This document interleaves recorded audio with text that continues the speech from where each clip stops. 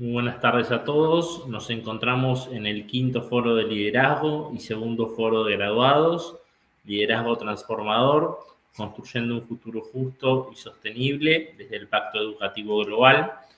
En la charla de cierre, liderazgo y Pacto Educativo Global, nos acompaña Carlos Torrendel y el doctor Pablo Vitar Martó. Carlos Torrendel es profesor licenciado en Ciencias de la Educación de la Facultad de Filosofía y Letras de la Pontificia Universidad Católica Argentina y doctor en Ciencias de la Educación de la misma universidad. Especialista en educación con orientación en gestión educativa en la Universidad de San Andrés. Posee una vasta experiencia docente como profesor en la Pontificia Universidad Católica Argentina, la Universidad Austral y la Universidad de San Andrés. También ejerció la docencia en el nivel secundario de la Escuela La Salle. Sus temas de investigación e incumbencia giran y se vinculan con el desarrollo de políticas educativas inclusivas y efectivas, los estudios comparados de sistemas educativos, la historia de la educación, la historia de las ideas, la investigación y enseñanza en educación católica. A partir del 10 de diciembre del año 2023, es secretario de Educación de la Nación del Ministerio de Capital Humano. Nos acompaña también Pablo Vitar Martó.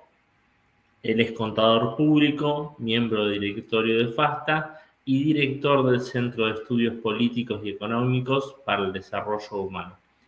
Bienvenido y los dejo al entrevistado y al entrevistante que puedan proceder a la entrevista. Bueno, buenas tardes, doctor. Bienvenido a la universidad. No, solo una aclaración, que el doctorado mío es de la Católica de Chile, porque en la UCA no hay doctorado en educación, así que alguno va a decir, este es un doctorado raro. Lo había leído que era de la Católica de Chile. Así que solo esa aclaración, porque se ha difundido ese error por ahí, no sé por qué, pero bueno, se va multiplicando. Mil gracias. En la Argentina uno dice católica, la Universidad Católica, y queda con la idea de la UCA, claro. Tal cual, es así. Tal Perfecto. cual. Bueno, doctor Torrendel, gracias primero, en primer lugar, por acompañarnos en este foro de liderazgo. Este foro intenta desde hace unos años llevar luz a los grandes temas que nos presenta, ¿no? La Argentina, que siempre es tan desafiante, ¿no? Este año, por, digamos, de alguna manera el llamado del Papa Francisco, las urgencias, vemos que cada vez la educación toma una mayor importancia en la vida de las sociedades y de las personas, ¿no? En este tiempo tan cambiante, la educación va siendo cada vez más importante. Entonces, además de haber tenido un panel con la gente de Escolas Ocurrentes, con su fundador, con la gente de la Fundación Botín, todos aquellos que desde las organizaciones o católicas o organizaciones internacionales abordan el tema educativo, sin duda el desafío del Estado, digamos, como educador, es un desafío muy importante y una perspectiva distinta, ¿no? Y en ese sentido, bueno, gracias por acompañarnos para poder debatir un poco estos temas, ¿no? No, gracias a ustedes. Para mí es un honor poder participar de esta instancia, así que bueno, mil gracias y ojalá, bueno, uno pueda aportar algo relativamente útil, por lo menos para pensar y hacerse algunas preguntas. Mil gracias. Bueno, nosotros, de algunos de los temas que nos parece, hace muchos años venimos hablando de la educación integral, ¿no? Y la importancia de la educación integral como institución educativa, FASTA, ¿no? Y en algún momento debatimos sobre el tema del bien común y es un tema recurrente hablar del bien común en la política, ¿no?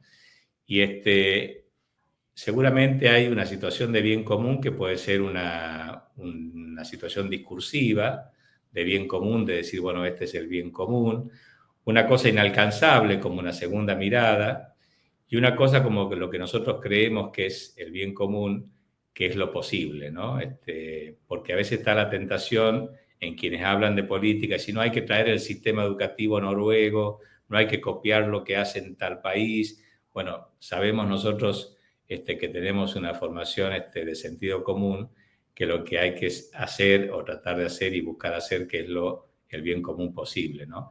Desde esa perspectiva, me gustaría que usted nos pueda hacer un aporte desde su mirada y posición, por favor. Sí, a mí me parece que, para empezar por donde planteaste, a mí me parece que en el humanismo cristiano, en la visión clásica humanista y también en la doctrina social de la Iglesia, bien común y bien particular no son dos, no es una dicotomía o un polo en tensión, sino que son dos caras de la misma moneda.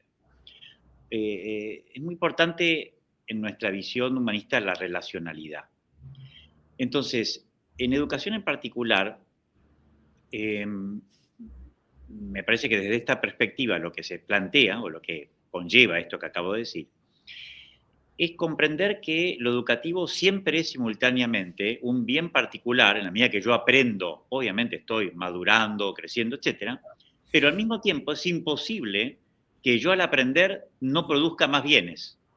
No sé si me explico lo que quiero decir. Es Claro. imposible que no suceda. En la medida que yo soy un buen profesional, un buen padre, yo maduro, estoy aprendiendo, aún hasta cuestiones técnicas sencillas, inmediatamente eso que digerí dentro de mi madurez personal, que se integra, valga la redundancia, en una educación, como parte de una educación integral, eso necesariamente me cambia y al cambiarme cambia mi accionar, mi praxis. Por lo tanto, lo primero que a mí me gustaría decir, porque hay mucho planteo en educación de lo público versus lo privado, hay mucha idea de generar dicotomías que son antropológicamente falsas, y no hay forma de que yo pueda aprender algo que no redunde en un beneficio para toda la sociedad y por lo tanto no crezca el bien común. Entonces, lo primero que hay que decir es que el bien común y el bien particular son dos dimensiones del bien. Y es muy importante eso tenerlo claro para no caer en falsas dicotomías que no construyen. Porque precisamente a partir de ver que son dos dimensiones de lo mismo, entonces, por ejemplo, cualquier escuela, sea estatal, sea de gestión estatal o de gestión privada, siempre es pública y siempre es privada. Por supuesto, podemos distinguir formas de administración, estupendo. Pero toda escuela desarrolla una experiencia educativa que implica un bien particular. Toda escuela es particular, es esta escuela concreta aquí en este lugar, por más que sea estatal, privada, cooperativa, social, lo que fuera. Es esta escuela aquí en este lugar. Por lo tanto, representa y contiene una comunidad en particular y por lo tanto tiene una serie de particularidades que no va a haber en ninguna otra escuela del mundo. O sea, que tiene una dimensión particular. Y al mismo tiempo, toda escuela tiene una dimensión pública, porque esos bienes que se producen en esa experiencia educativa terminan impactando directa o indirectamente en el bien común local, nacional, regional, mundial, etc. Entonces, primera consecuencia de esto, se destruye una lamentable barrera que ha limitado mucho la producción del bien común educativo, que es la de lo público y lo privado. Toda escuela, toda experiencia educativa es general, tiene una dimensión de generalidad y tiene una dimensión de particularidad. Y esas dos dimensiones forman parte de la vida educativa como de la vida cultural en general de los seres humanos. Entonces, eso es lo primero que me gustaría precisar. Y en ese sentido, yendo un poco al ejemplo que vos señalaste, las experiencias de otros países o de otras provincias o de otras escuelas, siempre hay que tomarlas como experiencias que nos pueden enriquecer, pero que claramente uno no puede copiar. O sea, uno no aprende copiando. Por supuesto que forma parte del aprendizaje copiar, ¿no? No digo que no, porque siempre uno aprende las cosas más básicas, de alguna manera uno las tiene que copiar. Pero en lo más complejo, por ejemplo, recrear el sistema educativo, uno lo que hace es más bien aprender de experiencias de otros y si se quiere va a incorporar o va a recrear algunos elementos de esas otras experiencias en escuelas, en provincias, en naciones, etc. Porque en definitiva el sistema educativo, nunca hay que olvidarse, en nuestro caso es un sistema educativo, si queremos verlo así, importado. El primario, el modelo educativo del nivel primario tiene una fuerte impronta sarmientina y Sarmiento lo que hizo fue aprenderlo del modelo de Boston, de Massachusetts, de la Escuela Común Norteamericana. Nuestros colegios nacionales, sabemos muy bien, están inspirados en el modelo francés. El nivel inicial, el kindergarten de Froebel, vía Alemania, Estados Unidos, llegar a Argentina, con las maestras norteamericanas que también eran del Jardín de Infantes. Bueno, ni que hablar de los modelos de universidades, ni que hablar del secundario, nuestro secundario industrial es el modelo alemán. En fin, no sé si me explico qué quiero decir. O sea, no hay que tenerle miedo a que uno siempre aprende de la afuera. ¿Cómo aprendemos cada uno de nosotros? Y bueno, de alguien que está fuera nuestro. Por lo tanto, también hay otra dicotomía que derribar, que es el afuera y el adentro. Por supuesto que no todo es copiable. Siempre lo complejo es reconstruible o recreable. Y en particular, sí me atrevería a decir que siempre aprendemos del afuera, no importa que el afuera sea una persona, otra institución, otra provincia, otro país. Por lo tanto, el afuera no tiene que ser un problema, en todo caso el problema es cómo integro en esa experiencia educativa particular el afuera y el adentro. Ese sería el desafío.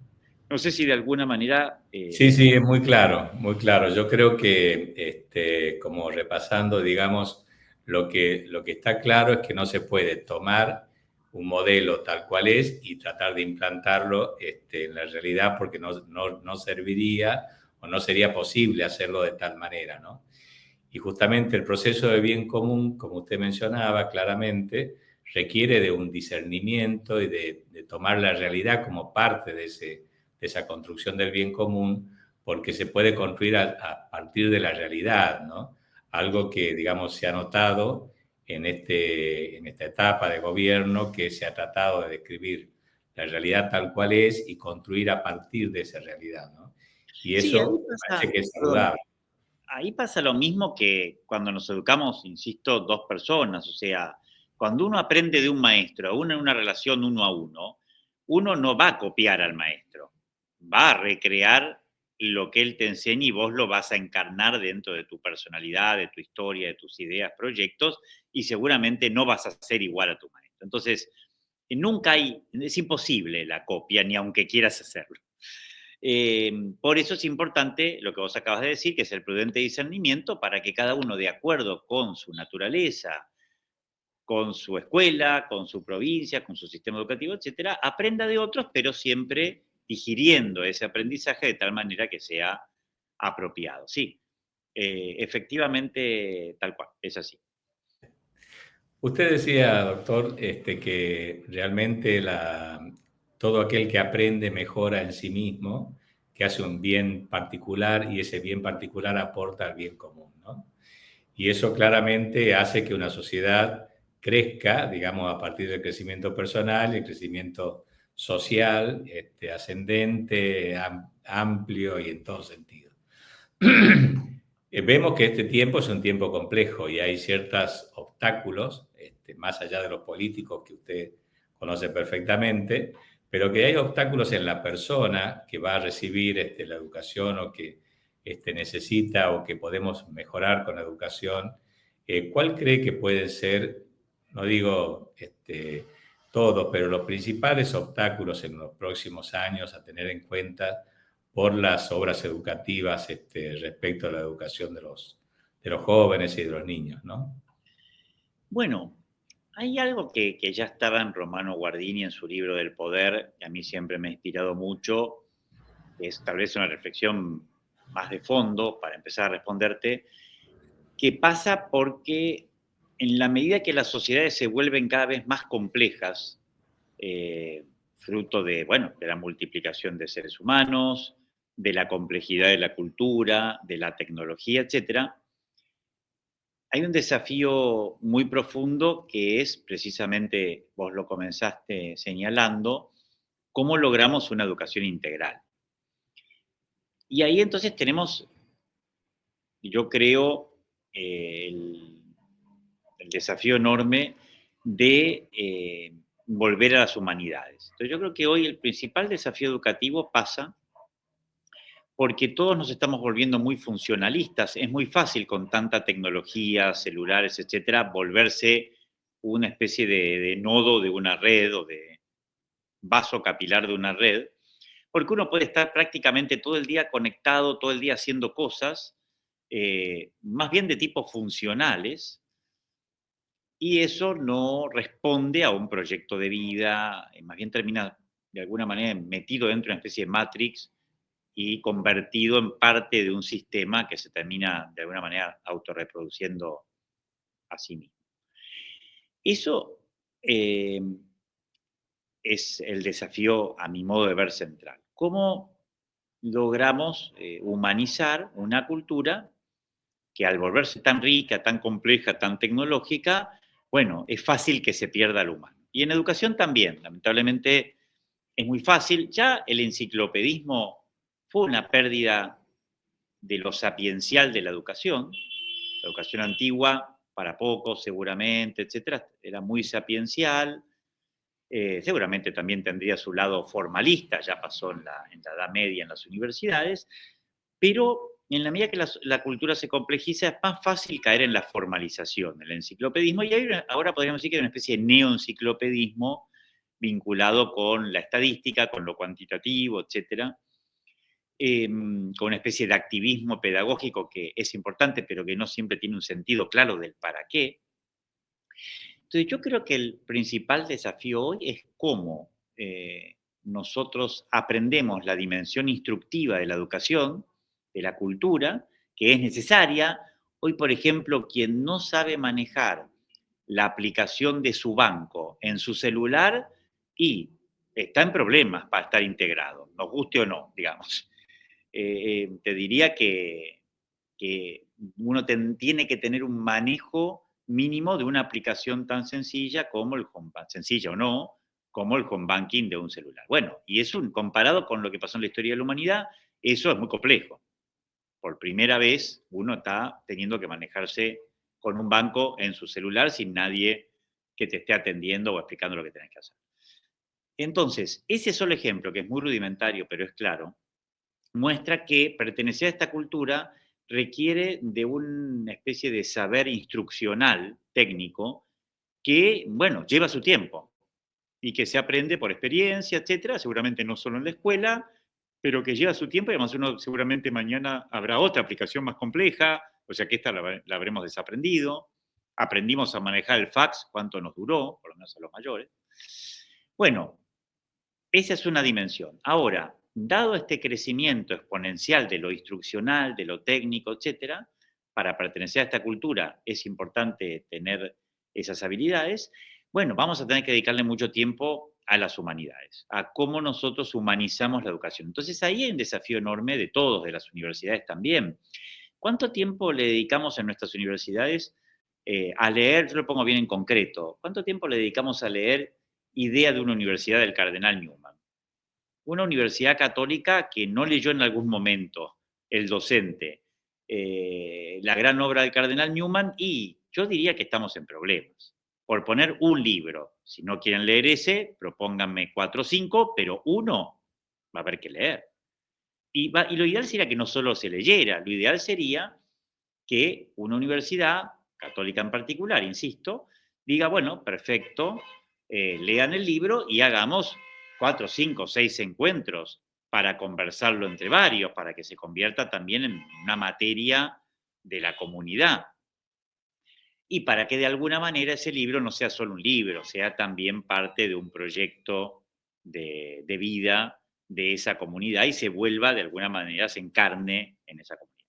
Pongo un ejemplo sencillo. Entonces, me parece que nosotros le dedicamos mucho tiempo a lo instruccional, que es necesario y está bien, pero le estamos dedicando poco tiempo en nuestras políticas educativas a lo humanístico, que no implica volverse romántico, sino que implica integrar ambas cosas. Entonces yo creo que ahí hay un desafío clave. Y esa mirada va a ser también al mismo tiempo justa e inclusiva, porque nosotros necesitamos entender que la inclusión y la justicia educativa no es solo un problema de diseminación de la instrucción, de la alfabetización, por ejemplo, etcétera, sino que implica también y necesariamente una educación integral. Una educación que no es integral no es inclusiva y no es justa. Entonces, en eso, cuidado, la educación no es en todo caso inclusiva, justa y para todos simplemente porque yo mantenga cierto nivel de conocimientos equiparables. Lo es si fundamentalmente yo logro entusiasmar a la persona que se encuentra con una cultura compleja, que va a las preguntas fundamentales del ser humano de la mano de docentes, de grandes autores en todos los niveles del sistema educativo, y que a partir de eso entonces puede desplegar en justicia y en libertad su proyecto de vida. Por lo tanto, yo me atrevería a decir que, si me permiten acotarme ahí, siempre hay muchos desafíos, este para mí sería un desafío centralísimo. Claro, porque quien no se forma humanamente, integralmente, difícilmente tenga la posibilidad de sentirse incluido, ¿no? Porque Exacto. es un tema cultural, ¿no? Exacto. Es un tema cultural. Y ahí aparece, perdón, que me das pie para otra cosa corta, ahí aparece algo interesante que es, ¿qué es pobreza en educación? Entonces, ojo que también desde una perspectiva humanista cristiana, nosotros, por un lado, en la opción preferencial por los pobres y por el verdadero encuentro, etcétera, tenemos que generar todas las condiciones para que haya verdadero derecho a la educación, que incluye la justicia, la libertad, la confianza, la fraternidad. Perfecto, eso lo tenemos que hacer y generar condiciones materiales es muy importante, pero cuidado, pongo un ejemplo tal vez excesivo, pero tal vez no tanto. Cuando nosotros nos encontramos en una escuela de estratos sociales altos con chicos que pueden tener sus padres muchos recursos, pero que uno los nota abandonados, que sus padres están en otra sintonía, que el chico rápidamente está vinculado con la droga, con el alcohol, etcétera, ese chico, por favor, no es rico. Por favor. Porque si no Clarísimo. estamos creyendo, por un lado propugnamos la educación integral y después cuando medimos la riqueza y la pobreza solo miramos lo material. La pobreza y la riqueza es multidimensional. Entonces, puede haber un chico que tenga recursos escasos en una familia culturalmente potente y por lo tanto puede desplegar su proyecto de vida. Por supuesto, requiere un mínimo de alimentación, etcétera. Con esto no estoy diciendo que la pobreza está bien. Lo que estoy diciendo es que puede haber una clase media media, media baja, algo muy ascético, muy escaso, pero con una apuesta cultural fuerte. Ya lo hemos visto en la historia de la educación, con muchos chicos jóvenes de familias que hasta eran analfabetas, pero obtenían una visión de lo cultural. Y podemos tener del otro lado a alguien que es rico, entre comillas, de bienes materiales, pero que es absolutamente pobre en términos psicológicos, afectivos y de proyecto de vida. Entonces también nosotros tenemos que no caer en el materialismo a la hora de... La mirada material de la educación, ¿no? Claro, que ahí también es un desafío tener cuidado. Con esto insisto, no estoy diciendo que no haya pobreza. Porque si no, alguno va a decir, el secretario de Educación dice que no hay pobreza. No, no digo eso. Lo que digo es, ojo que la pobreza es multidimensional y no es solo material. Sí. Hoy vemos que uno de los flagelos, por lo menos en los colegios se percibe, es el tema del juego, ¿no? El juego se ha metido entre los jóvenes, ¿no? Como una cosa, el juego y por ahí la droga liviana, digamos, que le llaman el cigarrillo y esas cosas, ¿no? De consumo más habitual. Es una preocupación porque también de alguna manera desvía de aquello que es lo principal, es formar a la persona humana y aquella dignidad que le lleva a crecer. Y bueno, ese es un desafío que está muy cerca de todos, ¿no? Y que yo veo que es una preocupación también de su gobierno, ¿no? Sí, a ver, nosotros tenemos que desarrollar dentro de la política educativa, hay toda una línea que tiene que ver con el mundo de la convivencia, tiene muchas denominaciones, ¿no? El mundo de la convivencia, el mundo del bienestar, está la cuestión de las habilidades emocionales, en definitiva, la cuestión de la madurez personal y de la comunidad. Entonces ahí también estamos desarrollando una línea de trabajo para fortalecer ese programa en relación con las escuelas, sin duda, eso es clave, pero también es un problema que excede a la escuela, porque también es verdad que no podemos seguir recargando la escuela con todos los desafíos de la sociedad. Entonces, es importante, nosotros aportaremos desde la política educativa una dimensión, una parte de la solución, pero efectivamente el problema es mucho más amplio, tiene que ver con un concepto de sociedad educadora. Todos nos tenemos que comprometer en este desafío grande de entender que la educación no es solo lo escolar. No es la escuela la que me va a resolver todos los problemas de la sociedad. Es, en todo caso, la sociedad educadora la que va a lograr madurar una sociedad y dentro de la cual está la política educativa y la escuela como una parte.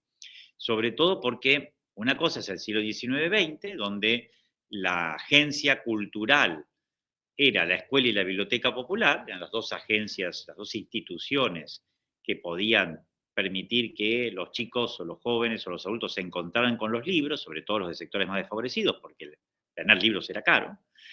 Y otra cosa es la situación actual, donde sabemos perfectamente que el celular inteligente lo tienen hasta sectores muy desfavorecidos y por lo tanto tienen un acceso, como nunca se dio en la historia de la humanidad, en los últimos 10 años, a buena parte de la cultura universal. Ahora, la clave está entonces en que todos colaboremos con la educación en un sentido más amplio, como vos lo pusiste, de madurez.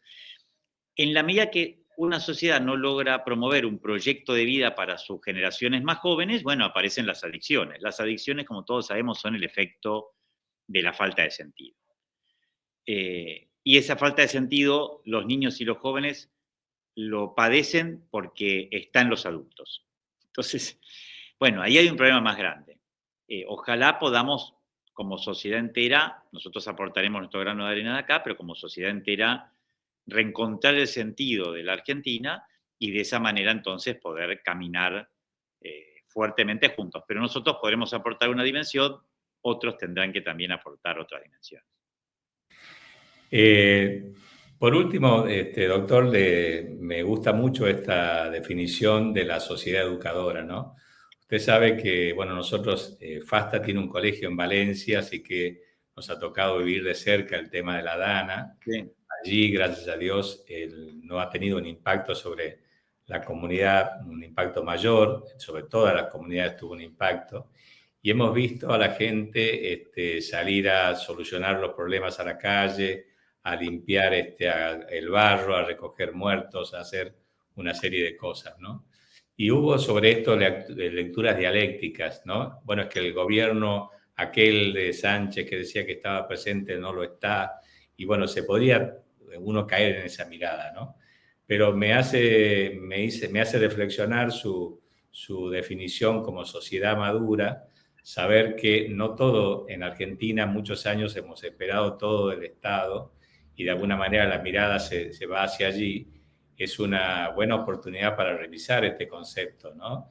De que toda sociedad es educadora, que todos somos responsables de lo que podamos hacer en la parte que nos toca. Y bueno, y es un compromiso de todos. La sociedad, digamos, la educación sin duda es tan importante que no se le puede pedir a un colegio, como decía usted, que solucione todos los problemas y que de alguna manera cada parte de la sociedad tiene que... la reflexión que usted hace me cierra en este sentido, ¿no? Y me impacta. Sí, yo te diría, a ver, la Argentina en educación en particular, aunque no solo, ha sido un país muy estadocéntrico. Como saben, yo me dedico un poco a la historia de la educación argentina. Efectivamente, cuando uno mira la Argentina en relación con otros países de América Latina, la Argentina junto con Chile, Uruguay, el sur de Brasil, pero la Argentina tuvo por su historia, por su desarrollo económico, por su tamaño, por su cultura, ha sido líder en América Latina en la escolarización y en el desarrollo de las universidades, como todos sabemos, y de la ciencia. Por lo menos durante buena parte del siglo XIX y XX. Ahora, eso se hizo mucho de la mano del Estado, pero hay que prestar atención a un detalle que historiográficamente todavía no está suficientemente relevado, que es, por ejemplo, algo que se evidencia en el lugar donde yo estoy acá.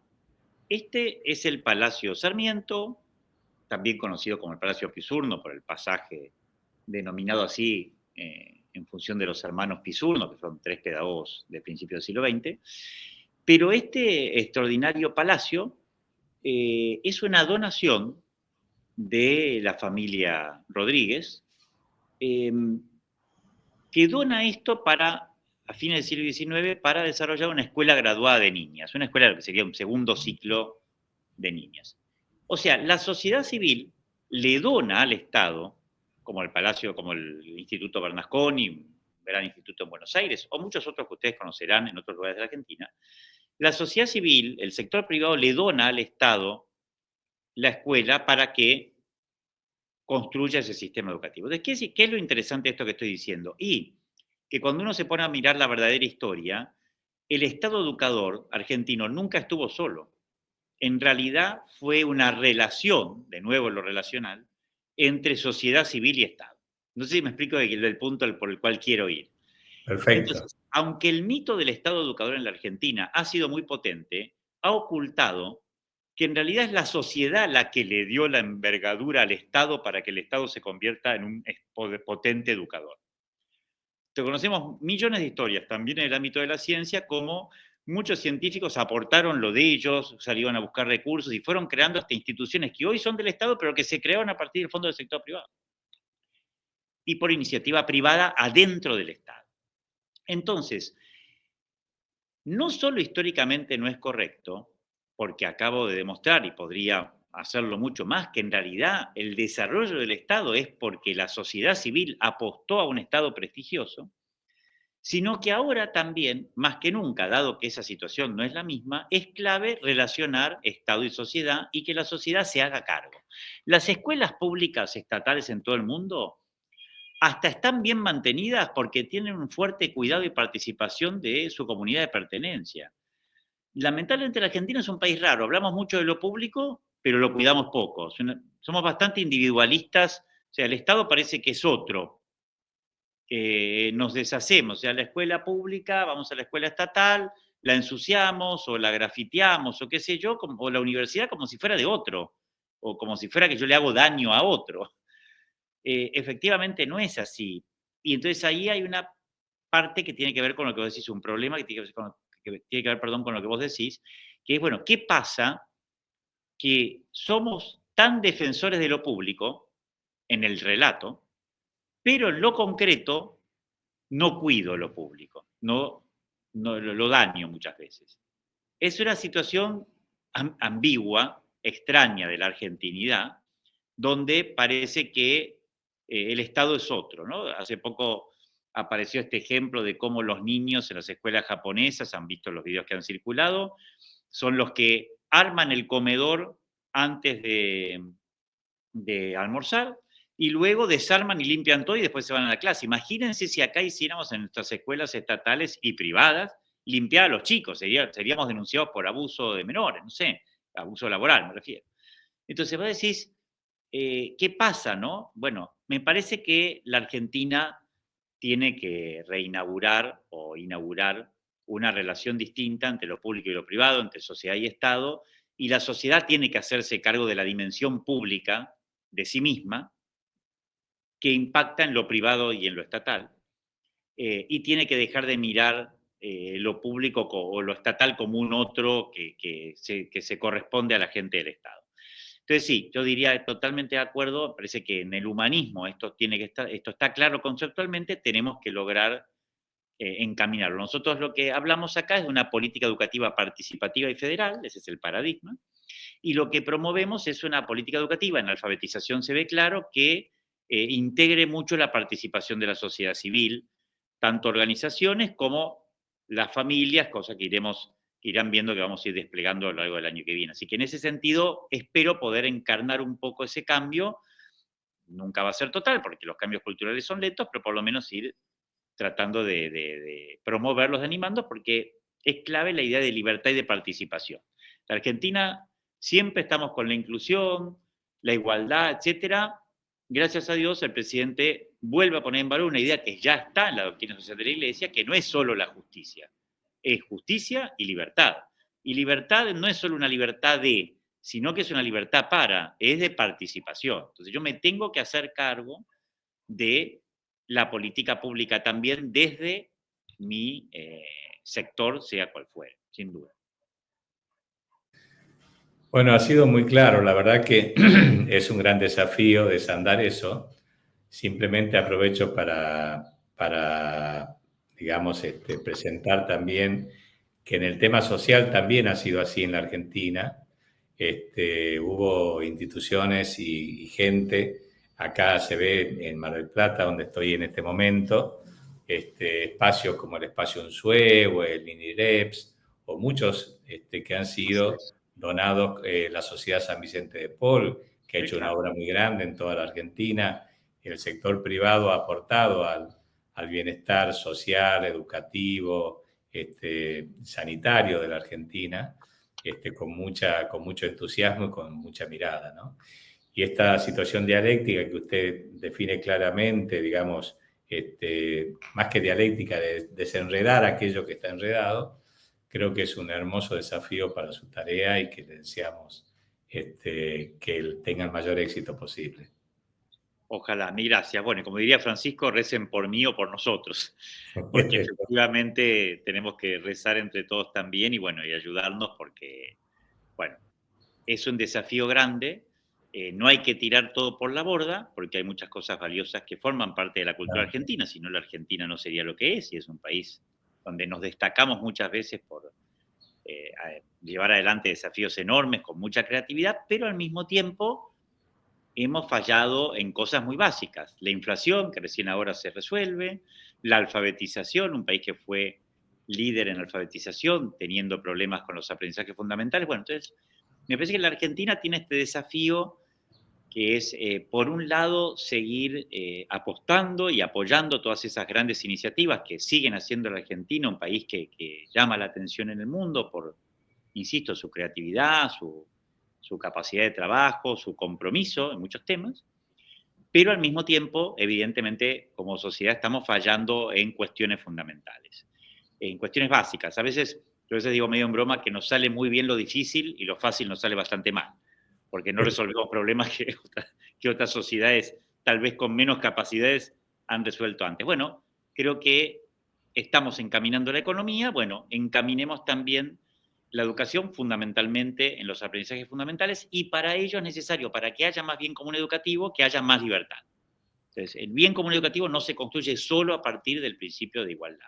Se construye justamente porque se dinamiza a partir de promover la libertad en todos los actores del sistema, está en el sector privado o en el Estado, o en la escuela estatal.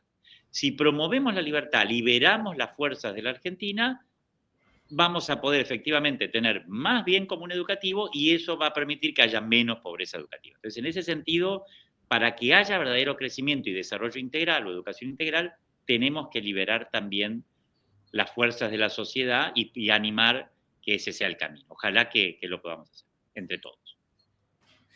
Bueno, por lo que vemos, vamos por lo menos en buen camino y es auspicioso, así que vamos a seguir esperando y apoyando todas las iniciativas que haya en este sentido, ¿no? Así que muchas gracias, doctor Torrendel. No, es un honor estar con ustedes y mil gracias por la generosidad. Bueno, buenas tardes. Muchas gracias. Adiós.